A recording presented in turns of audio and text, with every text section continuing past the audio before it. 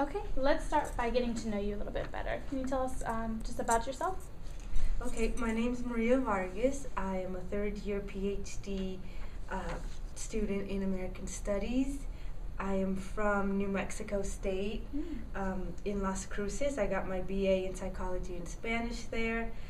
My family's originally from California, so I grew up in San Francisco, actually in East Palo Alto, which is like 15 minutes from San Francisco. We moved to New Mexico when I was around 15. Wow. So I kind of consider myself a Californian, but I've been migrating eastward. So then, we moved to New Mexico because my parents have family there, close to the border, Juarez, El Paso, and now I'm here. Great, great. So tell us a little bit about your involvement on campus. My involvement on campus, I'm part of the USLT program. I'm the grad assistant and I'm the advisor. So primarily I'm in charge of trying to fill up our slots for the USLT minor and, rile up and get students excited about USLT. And it's just a matter of getting the word out. I think that Latino students are the people that are interested in it. If they hear there's a program, they go and are excited about it, want to take the classes, want to involve in the program, in the minor. I also organize events for the program, so we're trying to do, it's my second year doing this, so we're trying to do this second year in the USLT minor program. We're trying to do the Semana de la Latina that, highlights or puts at the forefront the issues of Latina women on this campus, primarily Central American women, trying to engage them in different conversations having to do with popular culture, sexuality, racism. Since American Studies is, hugely grounded on cultural studies, women's studies, feminist studies. So mostly that's what I do, advisor, and I organize the events. Great, great. What about off campus? What are some of your volunteer or things that you do outside the classroom?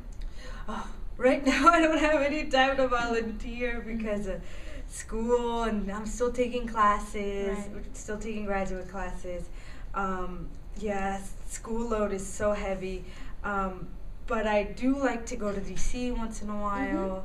I think it's beautiful. I like this city-like atmosphere.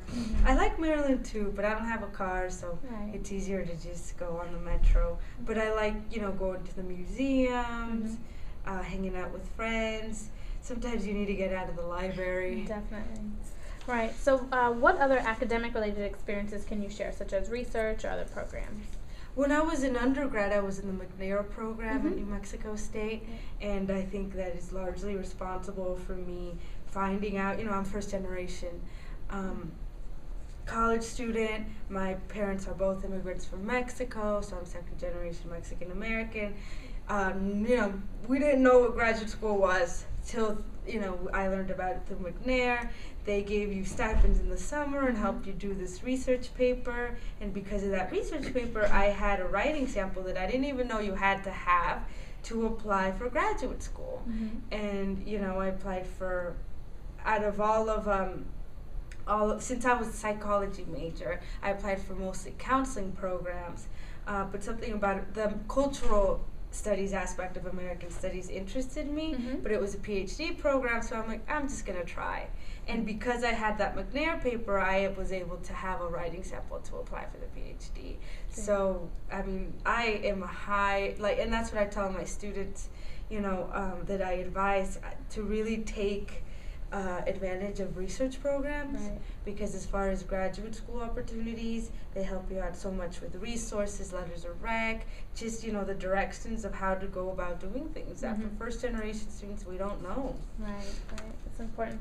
Can you tell us about a memorable experience that you had here at Maryland, whether that be a good one or a bad one? I think as far as memorable experiences I've had would have to be in the classroom. I teach American Studies 201 and 203. And yeah, the memorable experiences come out of that class.